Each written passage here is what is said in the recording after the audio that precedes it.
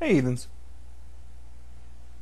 So I was watching The Phantom Menace again over the holiday weekend as they were doing a marathon of the Star Wars saga, and a particular line stood out that I had apparently missed the first several times I'd seen the movie.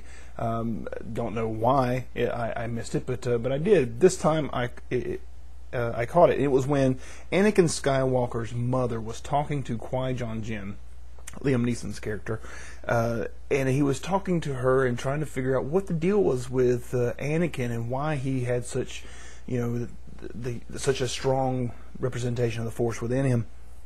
And he asked her, "Where is the Father?" Or "Who is the Father?" One of the two. And she said, "There is no Father.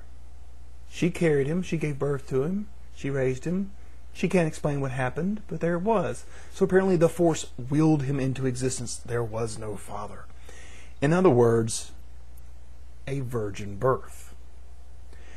You fast forward a little bit, and it is a prophecy, apparently, that there would be a child who would come into being this way, and he would be the one to set the Force straight and all that good fun jazz. You carry on through the Star Wars series, and of course, several of these prophecies are fulfilled.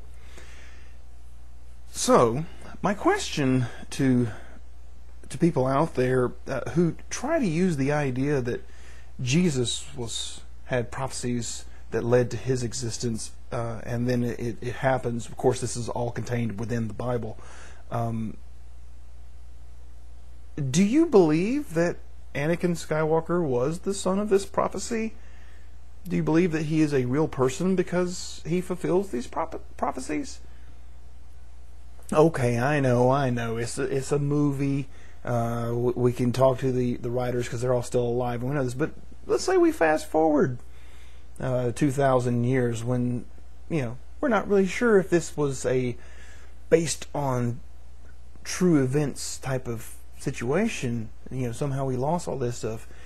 Better yet, just forget the whole thing. Hypothetically speaking, if you found a story about someone and there was a prophecy in the early part of the story, and then that person came to fulfill that prophecy later on in the story, like Harry Potter does, or any other literary character does within their own stories or series of stories, in the case of those that have multiple novels that come out after the fact, would you then believe that they were real?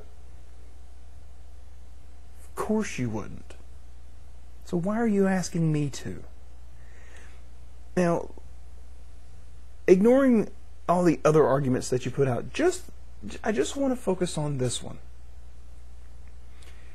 Being that there are many deities who claimed virgin birth, and many deities and many stories that claimed those deities came into being and fulfilled those prophecies, being that all that happened and you don't believe in any of those, why do you use something like, well, Jesus fulfilled the prophecies, as if I'm supposed to buy it when you don't do it either? Now, I know you got other excuses that you think should give me reason to believe it, but just this one, just on that, can it support itself? Clearly, you could probably see by now, on its own, it does not. So why are you bringing it up? I get this all the time. The phantom penis. There was no father, and so that was prophesied, and except that it actually wasn't. That it was supposed to be a virgin. It was just a young woman. But that's a whole other story. Just hypothetically saying that it was prophesied in some book that this guy would come along, and then there's another book that says he did. Does that mean he did? Do we just accept that it's real then? You don't accept the phantom penis as being real? You don't accept all these other gods as being real? So why do you think that I'm going to accept it's real? Any other reason you want to give me, well, then that's what we need to focus on next. But this one is ridiculous. A prophecy that is set and then fulfilled within your own Bible doesn't work. It's circular logic. So please, instead of presenting me that, can we just move on to the other parts that you think make it better than the phantom penis? Because if you can't, then you don't have anything. And let's stop wasting our time on the phantom penis. Don't take my word for it. Think for yourself.